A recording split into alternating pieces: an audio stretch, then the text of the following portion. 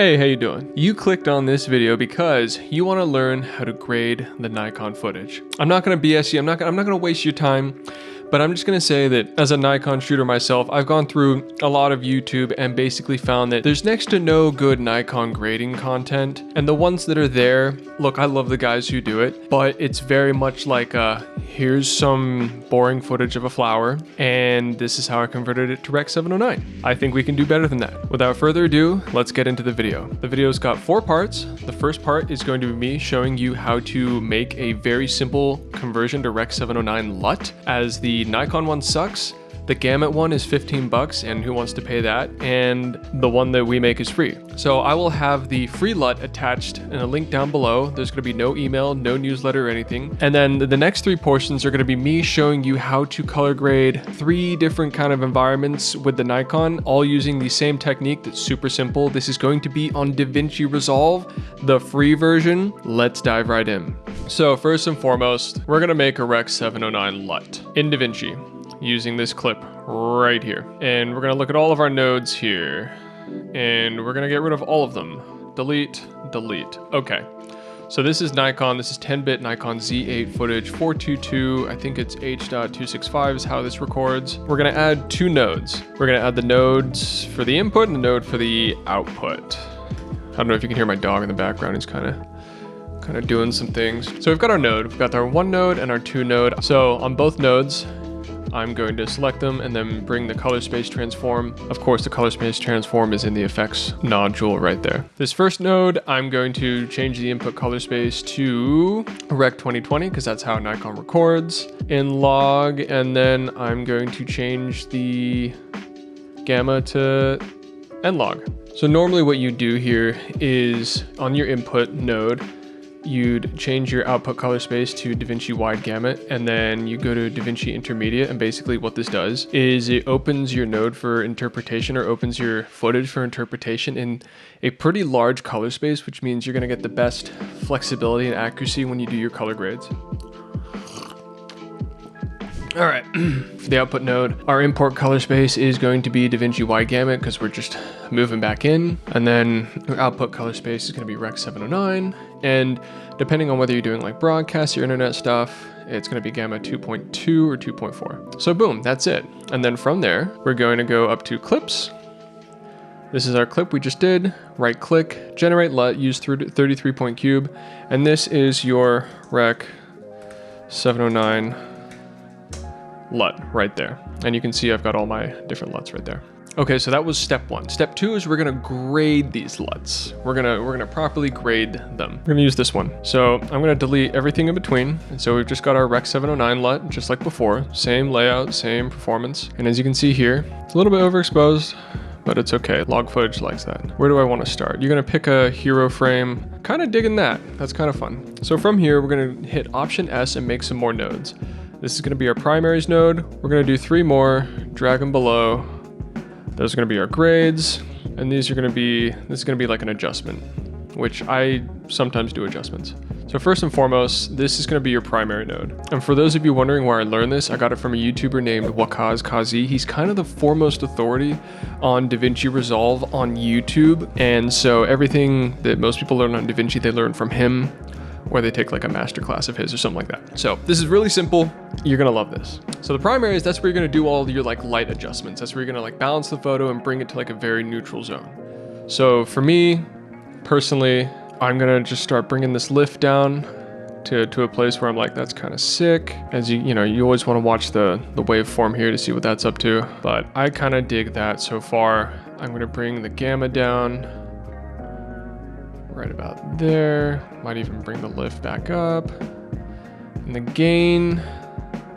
gain's honestly pretty good. I might just bring it down a hair to kind of bring color back into the highlights of his skin, and then bring the gamma back up, bring a bit of the lift back up.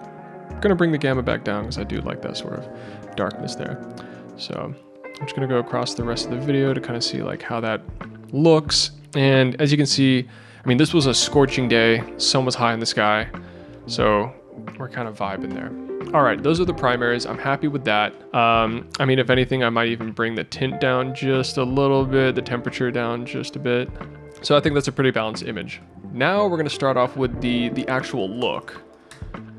And then on our left here, we're gonna just make this, that's the correction node, and then here's just gonna be any adjustments necessary. But your grade starts in the middle. Why?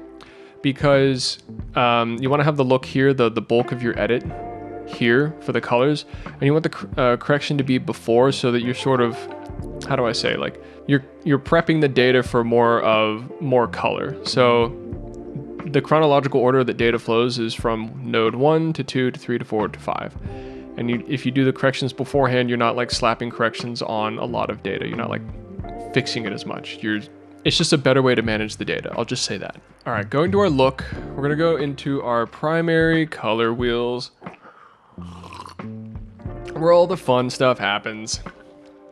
So right off the bat, I'm just gonna be like, okay, cool. I kind of just want to make this cooler. Why? Because I do. Because I kind of just want those cool tones. I'm gonna do that in the lift, and then I'm gonna bring the highlights up in the gamma, or the yellows and the oranges. I'm gonna really toast this guy. We're going rotisserie chicken here. I'm gonna bring the lift back down, kind of in the blues. And whatever you're sort of like going for in your image split, you really just want to push it. You just want to like really want to push it. You want to see it in the midtones as much as you're comfortable with, right? So I'm really loving how the orange is just going across the skin and even kind of tapping into the highlights in the shorts, the light area of the shorts. And I love how the blues are kind of just seeping into the greens of the water and the trees.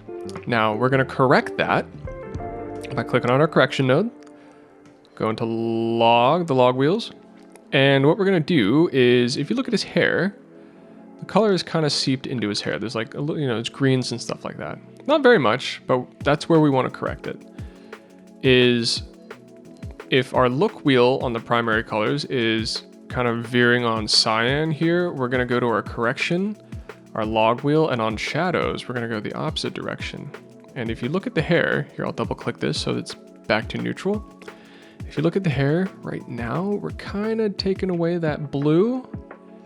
And now his hair just looks like a more natural brown.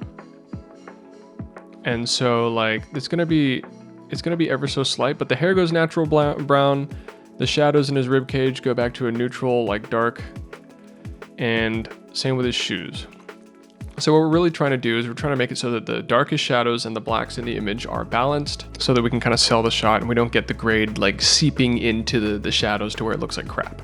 So let's do a little Command D or Control D. So that's the before and that's the after the correction. And so what it kind of does is it kind of just like, if you look at the shadows in the trees everywhere, it kind of just brings them back to this nice neutral black zone, and it kind of makes the image look a little bit more natural.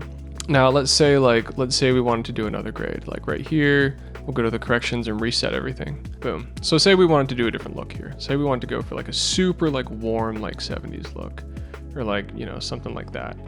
And then we bring the gamma down and we'd start like doing that. And now we've got like this sort of like Kodachrome retro, like as you can see the whites in the buildings, because I did the gamma as the blue and the shadows as the oranges. Like we kind of get this like sort of vintagey Kodachrome kind of vibe here. But it's the same principle. So if the look is a little bit orange, you can see the orange is bleeding into the shadows. We'll keep pushing those gammas down to like a blue, so we get like more natural highlights. You go to your corrections, you'd hit log, and same in the shadows. See how they're like all nice and orange and kind of like old-timey? You're gonna bring the blues down to you kind of just beat the orange out of it, basically.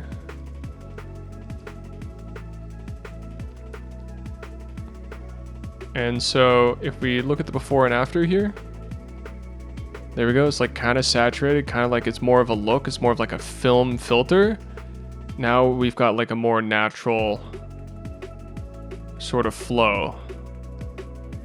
The grade doesn't become intrusive. It kind of just is. Like you look at that and you're not thinking about the grade. You're more so thinking about this guy, and you're like, oh, it's a nice, like, warm, beautiful day, kind of nostalgic. You know, the grade sort of influences it. If the grade is the star of the show in whatever you're like editing, your narrative probably isn't strong enough, or the grade is way too much. Because like anyone could easily just like Mad Max this into oblivion. Like anyone could like really like, you know, do that and just be like, yo, like let's just make it like super like, whoa, like, you know, it's the 70s, dude. Whoa, like look how warm it is and bright. Like it's atrocious. So we go to our corrections in this example, and like even though it's kind of cooked, we'd still try to bring those shadows back. And but you can see like when you push it too far, you're really just getting a lot of saturation out of it. So I'm looking at his hair as like a baseline. So I'm gonna go back to my shadows here. And like, okay, that's kind of like a natural brown. That's kind of like a neutral hair tone. But as you can see, because I pushed them so far in that grade, like it is very much like a color. Like everything is just saturated in the grade. Even the buildings and the sky is just like a warmer. But it is pretty. Okay, number 2. Let's try a different grade. This is going to be shot in low light to show you kind of like the capabilities of low light Nikon and basically what it can do. I shot this at a cigar vault place in San Marcos, Texas for a buddy of mine. He owns a cigar company and I needed to get some cool footage. So we helped each other out here. Now, this is a cool grade. This is nice. You know, you're almost not even thinking about the grade. And that's the goal here. And we're using the same exact setup if you haven't noticed. We've got our nice DaVinci wide gamut into Rec 709 gamut 2.4. We could actually change that to 2.2. Because 2.2 is for the internet, 2.4 is broadcast. So like there, we got like those richer contrasted blacks, which are really good for the internet. Okay, I'm gonna delete these middle nodes here and we're gonna start from scratch. So these are our primaries. This is where we do all the light color changes. These next 3 are gonna be the color changes themselves. And then, oh, we didn't do any like crazy adjustments in the last one, but we will in this one. All right. So our primaries, like right off the bat, like I'm looking at the waveform here and I'm like, okay, we could kind of push the shadows down a bit, but I kind of like that haziness in it. So we're gonna keep them there. Now, the next thing I'm looking at is like, okay, how bright do we want that window glare coming in? Because like we're looking at where it relates to his face here. And it's kind of like, I know there's gonna be a little bit of blowout, but like how much? You know, how much before it's too much? How much before the look just takes over? So I'm kind of just like right there. Like, so if I'm looking at this guy's face, I'm kind of liking the midtones of where he's at right there, which is honestly great. So if I grab this qualifier, I can actually look and see where he's at. And so near his ear here, we're kind of like right where we want to be, up at that 768, and then we fall off, and that's like, we're totally cool with that. So for the sake of time, well, actually, I'm going to bring that tint down just a bit because it's a little bit, the whole image is a little bit magenta. Okay, cool. So I like where we're at right now. I like the color, I like the lighting, and even though this is like right off the bat, like right out of Nikon with a Rec 709 conversion, I'm pretty stoked on this image itself. So I'm going to move over to the look right here. I'm going to label this for you just so you can sort of like follow along there. Let's call this corrections, and this is adjustments, and then this is like, and then we'll call this one funsies, and I'll show you why. So right off the bat, the color, or the look rather, I want something warm. We're in a cafe, for goodness sake, or a cigar vault. So I'm just gonna push them. You know, it's looking a little bit crispy. We're gonna dial it back a bit, but like I like that.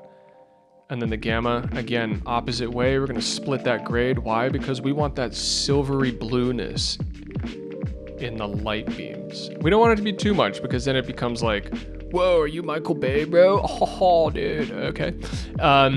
So yeah, I'm kind of liking that. Knowing that we're gonna correct it and we're still gonna push it a bit more. See, it's a relationship. I'm just gonna keep pushing, keep stretching until I'm like, okay. So I'm gonna go to the corrector right here, boom. So if we look right here, on our look, what do we had? We brought the lift up into the oranges. So now in the corrections, we're gonna bring the shadows the opposite direction to compensate.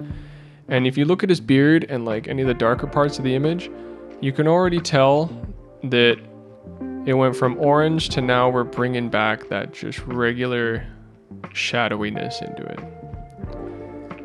Now we may have over pushed it a little bit on the look.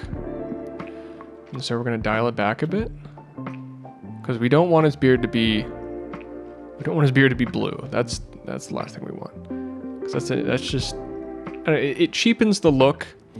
You don't want anything to look like it wasn't actually shot. You know what I mean? Like no one's beard is blue. So his skin tones, and you want the beards and everything to look the way that they should look. So I'm gonna go back to the corrector. I'm gonna see like, okay, we're already like introducing a little bit of green in there. So I'm gonna bring that up just a bit. And like, I'm kind of happy with that.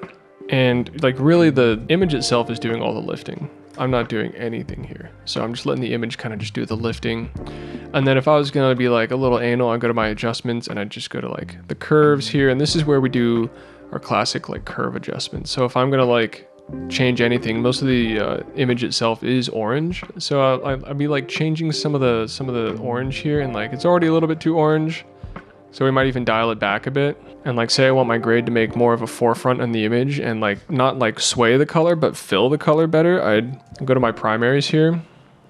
And like, what if I brought the saturation down, you know? And suddenly we're kind of just like, we're getting that nice sepia tone where my grade isn't trying to convince the image to be something otherwise. It's not like altering or introducing color on top of existing color, making like a composite. Instead, it's filling the void of unsaturatedness, which is kind of sick. And here is where I would do something really cool on the funsies. So like we have our like color adjustments here, and this is where you'd be like, oh, I don't like that orange is so orange. I'm gonna select it and desaturate it, you know? Whoa, suddenly it's like a World War II biopic. All right, then we're gonna go to the funsies. And so this is where I would take something like glow, which would work really well in this scenario. I drag it on top and immediately, look at that. We've just got this. Yeah, I take the shine threshold, drag it all the way down. I do soft light, and then bring the opacity of the soft light down. And instead of it being this like overbearing like thing, it's now just adding a little bit. It's just now we can just add a little bit. Cause like again, like when you see footage of someone's like reel or someone's video stuff and it's just like overdone, you're like, cool, like you know how to edit a video, but you stop caring about what the video is itself. You know, you start like, it's almost like distracting. You want to convince people that they're there and that they're taking in the wonderfulness of the shot without the shot itself like boasting, you know. It's vile. All right, we're gonna move on to the third grade now. This is basically just showing a different example. It's actually the example of me being shot in this room for a company that I'm a part of. It's called Illfound if you're interested in it. The link will be in the description. We basically sell concrete decor, but I digress. So we're opening DaVinci Resolve again. I also wanted to add all of these grades and all of these LUTs, including the Rec 709, is going to be in the link in description. So if you're interested in just like slapping one on and not worrying about it, I got you. All right, in this next grade, we're gonna go through the Take a Moment 2025. This is for a bunch of ads I did very recently for my company, and I basically just cut down a bunch of footage. So we're gonna take a shot that's very similar lighting to what we've got now, and we're gonna get rid of all of this stuff. So what we're gonna do here is our primaries. These are the colors and any last adjustment or any like funsy stuff. So again, primaries, I'm like, boom. What do I want? Who am I?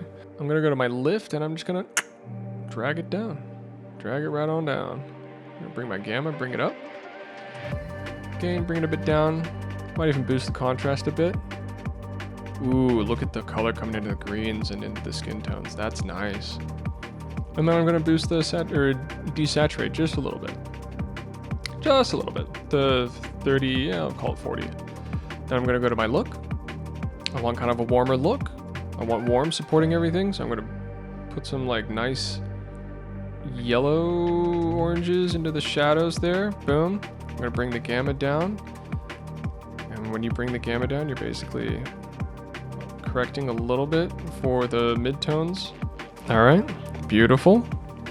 Then I'm gonna correct for the shadows by bringing this down a little bit into the blues. I'm looking at the dark parts of the image, like right here and like right there. And I'm actually gonna push it a little bit in the lift. I'm gonna push that orange a little bit more in the lift. We've got more leeway. Going back to our corrector node, bringing the shadows down. And I'm looking at the dirt on the right, because I don't want, if I see the dirt on the right starts becoming blue and green like that, I know I've gone too far. So I'm kind of just gonna put it right there, which is good. I'm actually really happy about that. So like now we've got this color, and you know, I'm like, okay, like with everything we've done, now the shirt's a little bit washed out, so I'm gonna go back to the primaries. I'm gonna bring my gain down a little bit. I'm gonna bring my lift down a little bit. Nice. And I'm gonna bring my gamma up. And just the way this was shot, the window light is hitting my linen and just blasting the camera. So it's actually reflecting a lot of the light into the camera. No harm, no foul. The subject of itself is the image down here. So we're kind of worried about that a little bit more. So I can kind of bring the gain up in our primaries. We're still in the primaries, you know, kind of like bring that contrast down by bringing the lift down. We can kind of go there. And like, you know, it's a beautiful shot. The contrast is nice. We've got a nice soft light hitting. The flame is a little bit overexposed, so like, you know, if I was like really like doing this, I might even boost the lift a little bit and like desaturate so we can get like more of that flame. But also like there's a lot of color coming from that flame if you look around the hand. And so this is a perfect opportunity once again for glow. I'm gonna go onto this last node here before we get to the export node, and I'm just gonna bring a little bit of glow into that bitch. Yep, just like before, we're gonna bring our shine threshold all the way down. We're going to go to our composite type, click on soft light, and then now we're at opacity. So that's 0 opacity. We're gonna crank it up just a bit. Boom. And now I'm just looking at this. I'm gonna go back to our primaries and bring that saturation down even more and kind of just do that. And then also like in our adjustments here that we haven't touched, this is a perfect opportunity to grab the curves right here and really just start desaturating like this like gaudy yellow floor, so that we can kind of like, boom, okay, like that's a little bit nicer. It's less punchy, it's less in your face, and now you can kind of like, now the hands and the burning tray and the plants and everything kind of have their own like space instead of all blending into like obese color of yellow and orange. So it's kind of nice, right? And then like, okay, like after all is said and done, you've got the glow, like maybe we just want to, you know, option S and go to our curves and really just, you know, bring the whole thing together, bring it all down together and make like this nice silvery, like sort of light, you know, this little, like a bit of a ceremonial kind of vibe, like make it darker, you know, we could do that. But yeah, for the most part, that's it and all about it. So from here on out, you should have a stronger idea of how to grade with the Nikon N-Log. And again, like if you like this video, please drop a comment, drop a like. And if you did have any questions, feel free to drop them in the comments. I'm pretty active in there, so I'll be sure to address it. But yeah, once again, thank you so much.